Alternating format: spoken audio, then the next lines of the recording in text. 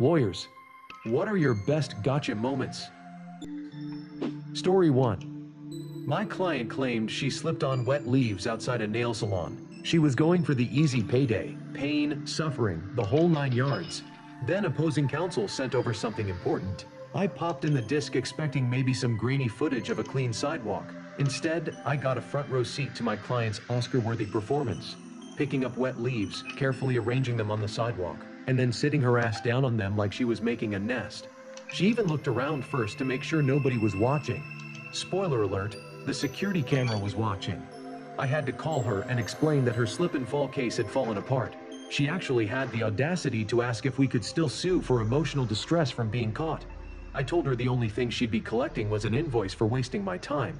Turns out, some people really will do anything to get laid, out on a pile of cash. Story 2. Custody battle. And I knew something was off about the mom. The kid was only sick when with her, perfectly healthy with dad. She claimed the baby had a fever, and her proof? A photo of a thermometer reading. During discovery, we found out she'd been holding that thermometer to a damn light bulb. But the real kicker came when she insisted the baby was constipated. Dad's fault, naturally. Her smoking gun evidence? A photo of a diaper with poop in it. I'm standing there in court thinking, lady, you just proved the kid isn't constipated. The judge's face was priceless. She lost custody faster than you can say Munchausen by proxy. I guess she really wanted to prove her case was full of shit, and she succeeded, just not the way she planned. Sometimes the best evidence comes straight from the client's own movements. Story 3. Defense attorney representing a guy on drunk driving charges. My client seemed genuinely confused about being pulled over. Then during his testimony, he confidently stated, I only had 2 beers, Your Honor. Standard defense, right? Except the arresting officer had body cam footage of my client, at the scene, slurring through a detailed explanation of the 8 beers he'd consumed that evening. When I played him the footage during prep, he insisted, yeah, but I meant I only had 2 types of beer. The man actually thought that was a valid legal distinction. He also tried to argue that time dilates when you're having fun, so maybe those 8 beers were actually consumed over several days. The prosecutor was laughing so hard I thought we'd get a mistrial. We lost, obviously. Turns out you can't drink your way out of a DUI charge, no matter how creative your math. My client learned that justice, unlike his beer count, doesn't get fuzzy with intoxication. Story 4. Parent termination case. Dad's whole defense was that he'd turned his life around through AA. I asked what step he was on. 3, he announced proudly, like he'd just won a prize. Great, I said. What is step 3? Blank stare. Okay, what's step 2? More blank staring. This genius had apparently skipped the part where you actually do the program. He'd just shown up to meetings, grabbed the donuts, and thought that counted as recovery. The judge wasn't buying his 12-step shuffle. Dad lost his kids faster than he could Google AA steps. I guess he thought recovery was like his sobriety, something you could fake your way through. Turns out the only thing he was committed to was committed perjury. The irony? The first step is admitting you have a problem. His problem was thinking judges are stupid. He definitely needed to step up his game. Story 5. My client's house exploded from a faulty oil tank. Insurance company tried to deny the claim with some ridiculous technicality about the storage tank not being covered, only the heater. During the deposition, I asked their claims adjuster how she determined the tank wasn't part of the heater system. She said she relied on her expert witness, an engineer. I'd already done my homework. This engineer had 0 engineering credentials. No degree, no license, nothing. Just a guy who apparently stayed at a Holiday Inn Express once. Her admission that she based the entire denial on a fake expert? That's called bad faith, and it's worth attorney's fees. The company ended up paying $1.2 million for the damage plus $500,000 in legal fees. I guess they really got burned on that decision. Their expert witness couldn't engineer his way out of a paper bag. The adjuster learned that when you're playing with fire, make sure your expert isn't a complete gas. Story 6. I compared the scanned deed from opposing counsel with the original my client provided.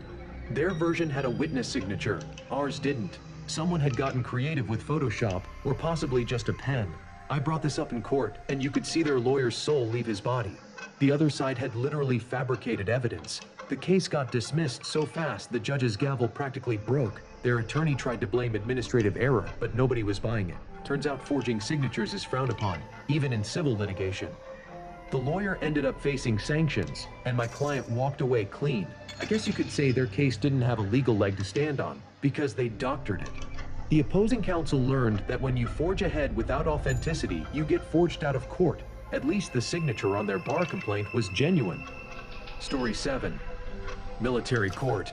They accused my client of something at his apartment. When they showed the photo of said apartment, he looked at me in shock. It wasn't his place. It was his ex-wife's apartment where he'd never spent a single night. When opposing counsel asked my objection, I said, I don't mind them entering it into evidence as long as they change the listing. The panel asked what was wrong. That's not his apartment, I stated flatly. Then their witness described going to his house and named a subdivision where she'd visited him. Also wrong. Neither place matched where he actually lived or the photo. The case imploded. They recommended the witness return to answer perjury questions. I guess the prosecution's case wasn't dwelling in reality. Their investigation had no foundation, literally. They really should have done their homework instead of their housework. My client's address was clearly somewhere they'd never visited, like reality. Story 8. I represent tenants in eviction proceedings, so I've got gotcha stories for days. Recent one, classic he said she said case. The landlord unnecessarily swore on the Bible when asked to tell the truth. Her lawyer made a huge deal about how seriously she took her oath. Then, during her testimony, she took a break and I watched her coaching session in the hallway with her lawyer and family. When she returned, I asked point blank what they'd been discussing and whether they'd been telling her how to answer. She responded, "My life is my life," which wasn't exactly a denial. During closing, her lawyer argued she must be truthful because she'd sworn on the Bible. I agreed she took it so seriously that she refused to lie even when the truth would sink her case. The jury saw right through it. She lost the case and probably needs a new Bible. Guess she learned that taking the Lord's name in vain includes taking it, period.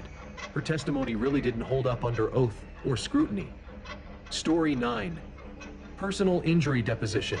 The plaintiff arrives claiming he can barely move his arm. Total disability, can't work, needs millions. Before we even start, he reaches up high to scratch his head. Court reporter's eyes go wide. We caught it all on video. For the next 4 hours, I ask him repeatedly to demonstrate his limited range of motion. He pretends he can't lift his arm above shoulder level.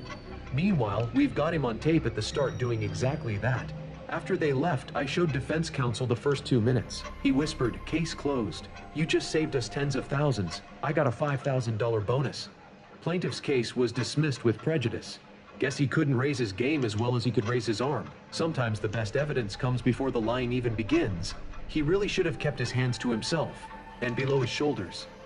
Story 10. Boundary dispute over literally inches of land. Opposing counsel was a lawyer and an absolute nightmare to deal with. Super arrogant, condescending, the works. During the surveying process, his own expert accidentally proved our case. The measurements showed my client was right about the property line. But here's the beautiful part. Their lawyer had been so obnoxious throughout that when his expert delivered the bad news, he tried to suppress the evidence. That's sanctionable behavior. We filed a motion, judge agreed, and suddenly Mr. High and Mighty was facing professional consequences. We won the case, he paid our fees, and got reported to the bar. The property dispute was tiny, but watching that jackass get taken down, priceless. I guess he learned that being an inch away from professional courtesy is still too close. His case really didn't have any boundaries, until the judge set some. Sometimes the smallest victories measure up to be the biggest. Story 11. Defending a woman in domestic violence court, seeking a restraining order against her son's father. During his testimony, he's denying everything, playing the victim. Then I asked him to show the court any text messages between them. He confidently pulled out his phone, started scrolling. His face went white. Apparently, he'd forgotten about the explicit threats he'd texted her just days before. Every single threatening message was right there, time-stamped, saved for posterity. He tried to claim his phone was hacked, but we all knew that was bullshit. The judge granted the restraining order immediately. I watched this man literally provide the evidence that buried him. He handed me the rope and I didn't even have to ask him to make the noose. Sometimes clients give you everything you need to hang them with. The text messages really sent the right message to the court. He definitely should have screened his evidence before screening his phone. Story 12. DUI case representing a responsible citizen who called 911 to report herself for drunk driving. Wisconsin woman totally hammered, pulled over and told dispatch, "Somebody's really drunk driving down Granton Road." Dispatcher asked if she was behind them. "No, I am them," she slurred. Points for honesty, I guess? Her back was twice the legal limit. She genuinely thought turning herself in would get her points for good behavior. Instead, she got arrested, charged, and a spot in the "What Were You Thinking?" Hall of Fame. I explained that confession might be good for the soul, but it's terrible for your defense. She insisted the cops should give her credit for her integrity. The judge did, in his harsh sentencing remarks. Sometimes being too honest is still perjury prevention, I suppose. She really dialed up the wrong strategy. At least her conscience was clear, even if her BSE wasn't. Story 13. Medical malpractice case. Their expert witness testified that my client's left foot injury was catastrophic based on the x-ray he'd reviewed. I let him go on and on about the severity. Then I asked, "Doctor, which foot is in the x-ray you've based your entire report on?" "The left foot," he said confidently. "Are you sure? Why don't you check again?" He turned pale. The x-ray was clearly marked right foot. He'd written an entire expert report, testified under oath, and given opinions on the wrong damn foot. 4 lawyers in the room, multiple expert doctors. Nobody caught it until that moment. Case over. Justice prevailed, but damn, how does that even happen? I guess his expertise was off base. The doctor really put his foot in his mouth. The wrong foot, naturally. Sometimes the best cross-examination is just letting experts talk themselves into a corner. Story 14. Plaintiff in a workers' comp case claimed total permanent disability from a work accident. My brother, also a lawyer, was handling it. During a deposition, he overheard the guy talking about his house remodeling plans, already spending his anticipated settlement. Out of curiosity, my brother drove by the house. There's the disabled plaintiff carrying bundles of roofing shingles up a ladder. This was before smartphones, so my brother drove to Best Buy, bought a video camera, and filmed the whole thing. He sent copies to opposing counsel. Case dropped immediately. The guy was back at work Monday, but here's the kicker. The company didn't want to pay for the camera. They eventually did, but my brother still gets annoyed talking about it. The plaintiff really raised the roof on his own case. Sometimes disability claims are just shingles of deception. His career in fraud really peaked too early. Story 15. My client accused of robbery. Prosecutor put on their witness, all confident. Under cross-examination, I asked, "Given you admit you couldn't see exactly what happened, why did you testify it was my client who bit off the victim's nose?" The witness paused, then said, "Because later your client ran right past me and spat a severed nose onto my shoe." Courtroom went silent. That was not the answer I expected. Sometimes you ask questions you shouldn't. The jury convicted him in record time. I tried to argue reasonable doubt, but it's hard to explain away a fresh nose on someone's Nikes. My client insisted it was circumstantial, which technically, anyway. The case really got nosy. I guess he couldn't keep that evidence under his nose. Sometimes the evidence is right there in your face, or on your foot. Story 16. Custody dispute where dad wanted full custody, claiming mom was unfit. Mom wanted full custody because dad had a documented history of domestic violence. I'm representing mom. Trial day comes and dad's lawyer puts dad on the stand. That's when dad decided to tell the judge, unprompted, about how he'd found religion and was a changed man. He went into extensive detail about his past violence, his anger issues, his problems, things that weren't even in evidence yet. His own lawyer was frantically trying to shut him up, but dad was on a roll. 5 minutes of testimony, and he'd sunk his own case. The judge looked disgusted. We got full custody for mom with supervised visitation for dad. Sometimes the best witness for the prosecution is the defendant. Dad really opened up and closed his case simultaneously. He talked his way right into losing. Story 17. Divorce case. Wife tried to prove husband was cheating by showing the court brown stains on his underwear that she claimed were makeup from another woman. Husband, bless him, looked her dead in the eye and said, "Those are scorch marks from ironing." Wife, confident she'd caught him, grabbed a damp cloth and wiped them off, saying, "Scorch marks don't wipe off." The courtroom lost it. Then, and I swear this is true, the husband testified that he used minimal toilet paper because his poo was always hard and never runny. The judge had to call a recess because people were laughing too hard. The case settled shortly after. Nobody wanted to continue investigating the skid marks. Wife really cleaned up that misunderstanding. Her evidence got wiped away as fast as those stains. Sometimes the proof is in the pudding, or the lack thereof. Story 18. Client being sued for defamation. Plaintiff's main witness testified they were just friendly co-workers, nothing more. I pinned her down on that statement. Then when I cross-examined the plaintiff, I asked about her relationship with the witness. Plaintiff had no choice but to admit they were sisters-in-law and close friends. The witness had committed perjury right there in open court. Her credibility evaporated. The jury deliberated for less than an hour, and found for my client. Plaintiff's case fell apart because her star witness couldn't tell the truth about a basic relationship. I guess family ties aren't as strong as the duty to tell the truth. Their case really didn't have any relation to reality. Sometimes witnesses tie themselves in knots trying to avoid appearing biased. Story 19. Patent termination case. Client accused of stealing the idea. Deposition with my client goes seemingly well until opposing counsel asks, "What did you tell the board about XWD prepped for hours on this?" Client was supposed to say he told them about 10th. That was literally the entire case. He doesn't say 10th, he talks about everything but 10th. I'm watching our case implode in real time. The other side is smirking. We ended up settling for way less than we should have gotten. After the depo, I asked him why he didn't mention 10th. He said, "I got nervous and forgot." I told him he'd just forgotten several $1,000,000. Sometimes your own client is your worst enemy. He really exited himself out of that one. His memory failed him right when we needed it most. Story 20. Representing a client against a massive insurance company.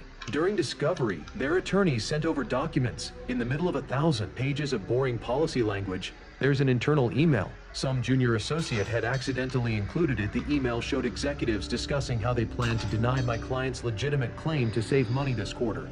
It was smoking gun evidence of bad faith. I immediately filed a motion.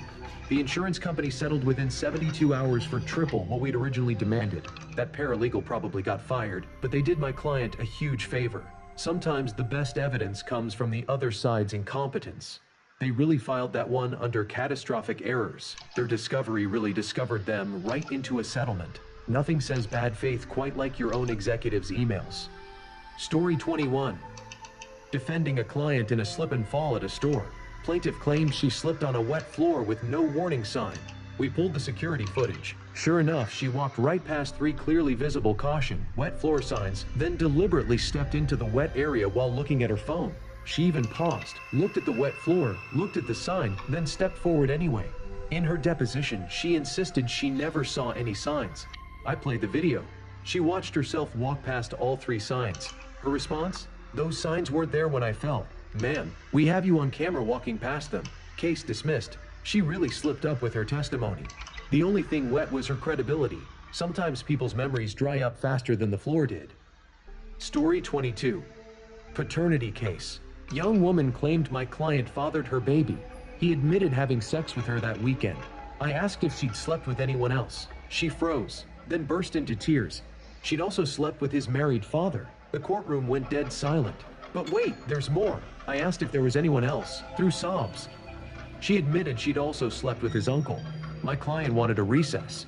The 3 of them huddled and worked out a deal where my client would acknowledge paternity and they'd all ensure support was paid. My dad said he'd never won a case that turned into such a disaster.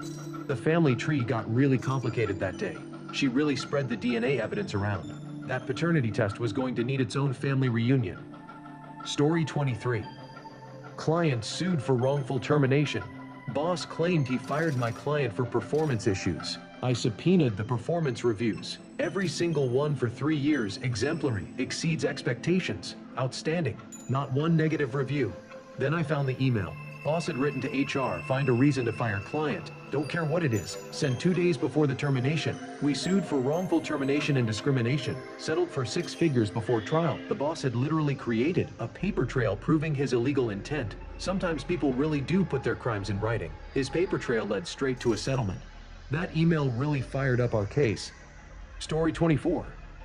Guy case. Guy drove his car onto the frozen lake, twice. Second time, it broke through the ice and sank. Police show up to find him walking off the ice in wet clothes, car disappearing below. He claimed he was alone in the car when it went under. They used sonar to verify nobody else was trapped. His back was nearly 3 times the legal limit. He insisted he was testing the ice thickness for safety. In January, in Idaho, the judge was not amused. Sometimes the ice isn't the only thing that's thin, the excuses are too. His defense really couldn't hold water, unlike the lake. He was in deep water before the car even sank. At least he sobered up after his ice bath. Story 25. Defending a client in a breach of contract dispute. Other side claimed my client never fulfilled the contract terms. I had my client's meticulous records, every delivery, every payment, every communication, all time-stamped and documented.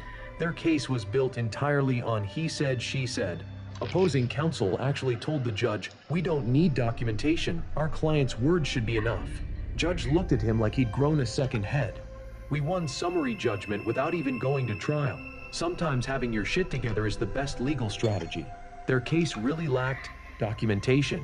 My client's record spoke louder than their words. Being organized never felt so good or so profitable. Story 26.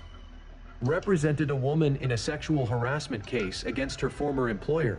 Company claimed she was lying, that she'd never complained, that she was a disgruntled employee. Then I produced her emails to HR, detailed complaints, timestamps. HR's responses promising action. Then, nothing, no action taken. Then she was suddenly fired for poor performance 3 days after her last complaint. We had everything documented. Company settled immediately once they realized we had their entire paper trail showing they'd ignored harassment and retaliated. Their HR department really filed that one under lawsuit waiting to happen.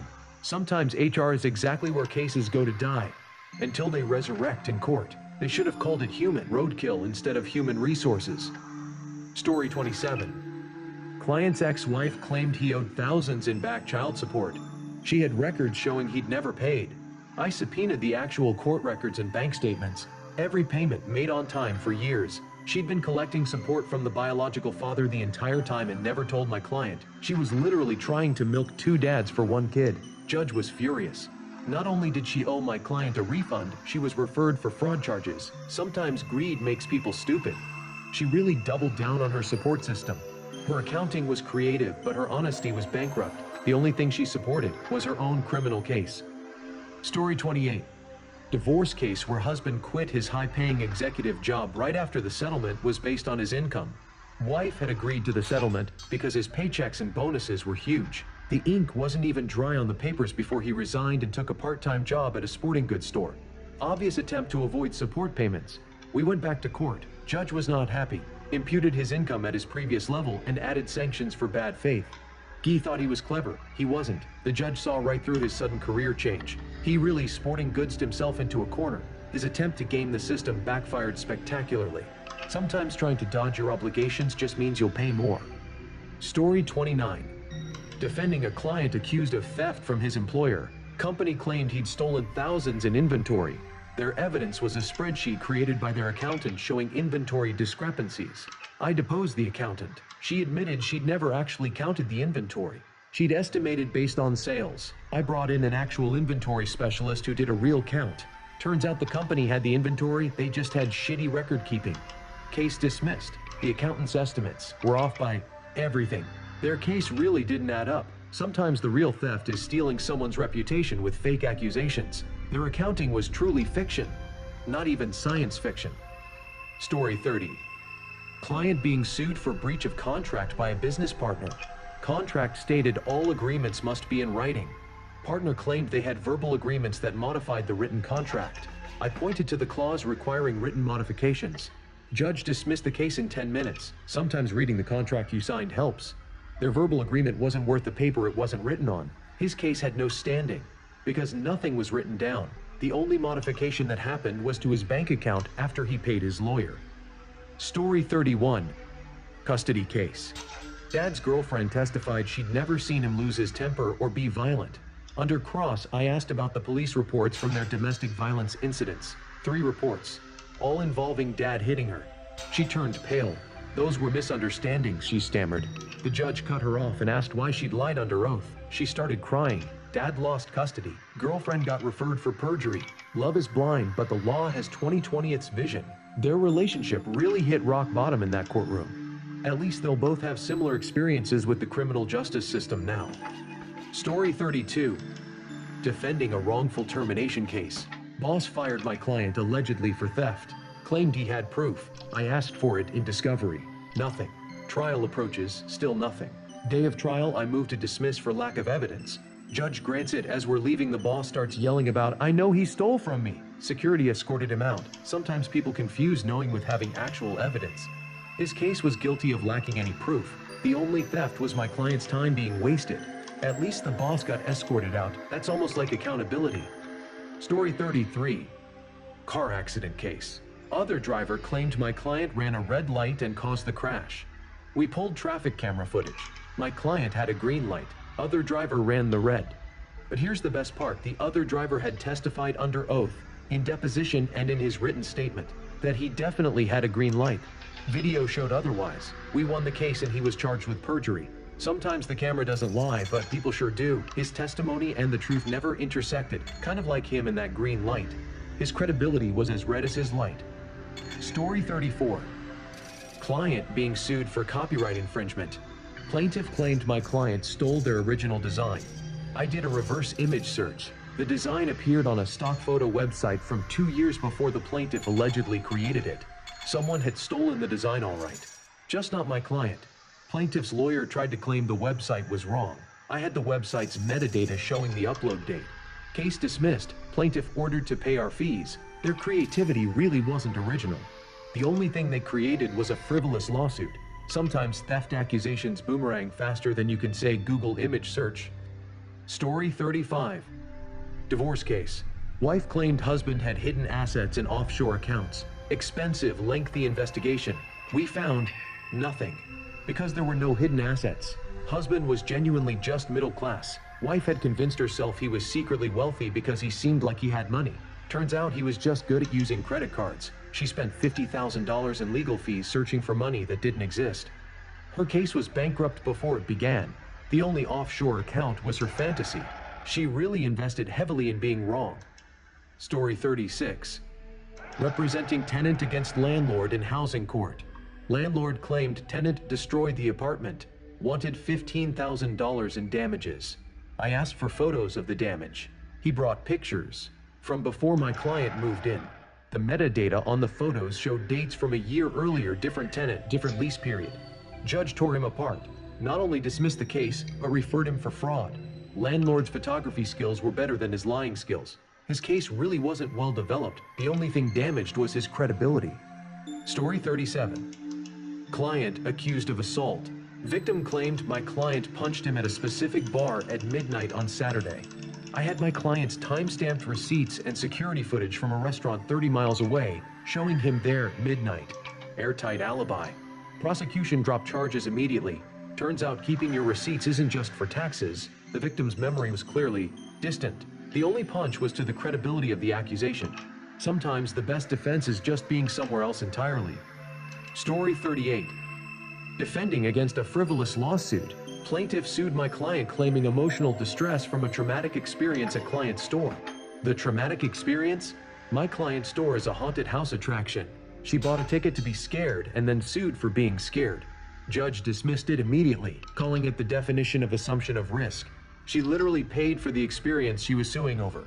Her case really didn't have a ghost of a chance. The only horror was her understanding of tort law. At least she got her money's worth in scares and legal fees. Story 39. DUI case where defendant tried to claim his Tesla's autopilot was driving, not him. He was passed out drunk behind the wheel. His defense, the car was driving itself. Judge asked if he'd been drinking. Yes, but no buts. Convicted. Turns out autopilot doesn't get you out of a DUI. Technology has limits, and so do excuses. His defense really wasn't driving anywhere. The only thing on autopilot was his path to conviction. At least his car can drive itself to court for the appeal. Story 40. Representing a client in a business dispute. Partner claimed my client had verbally agreed to sell his share for a fraction of its value. I produced the operating agreement. All sales must be in writing, signed by both parties. No writing, no sale. Partner claimed we shook on it. Judge wasn't impressed. Sometimes a handshake is just a handshake, not a binding contract. Their agreement really wasn't worth the paper it wasn't written on. The only thing firm was our victory. Story 41. Client's business being sued for trademark infringement. They claimed my client's logo was too similar to theirs. I did a trademark search. Their trademark wasn't even registered. They were suing for infringement of a mark they didn't own. Case dismissed with prejudice. Sometimes you should own something before claiming. Someone stole it. Their case really had no mark of legitimacy. The only infringement was on my client's time. Story 42. Slip and fall case. Plaintiff claimed the floor was wet with no warning. Security footage showed him pouring his drink on the floor, then stepping in it and falling. He actually created the hazard himself, on camera, then sued. Case dismissed. Judge literally laughed. Sometimes people's creativity is only matched by their stupidity. His performance was worth an Oscar, not a settlement. The only thing slippery was his morals. Story 43. Defending an employment discrimination case. Employer claimed they fired my client for poor performance. I subpoenaed the emails, found one from the boss saying we need younger people in here, sent the week before firing my 58-year-old client. Age discrimination doesn't get more obvious. Settled for a hefty sum before trial. Sometimes people really do say the quiet part out loud. In writing. Their discrimination was well documented. The boss really aged poorly under legal scrutiny. Story 44. Client sued for defamation. Plaintiff claimed my client spread lies about her business. I pulled the receipts, literally. Every statement my client made was backed by public court records, police reports, and news articles. All true, all verifiable. Can't defame someone with the truth. Case dismissed. Plaintiff ended up paying our legal fees. The truth really set us free. And cost them plenty. Their case was libelous in its baselessness. The only defamation was to their own reputation. Story 45. Final case, real estate dispute. Buyer tried to back out of a purchase, claiming the seller had misrepresented the property's condition. I had the buyer's own inspection report, 60 pages of detailed analysis showing they knew about every single issue before signing. They'd waived all contingencies and still wanted out. Judge enforced the contract. Sometimes buyer's remorse doesn't override a signed agreement. Their case really had no foundation. Unlike the house they bought, the only thing they successfully purchased was a legal education. At least they got to keep the house and the lesson.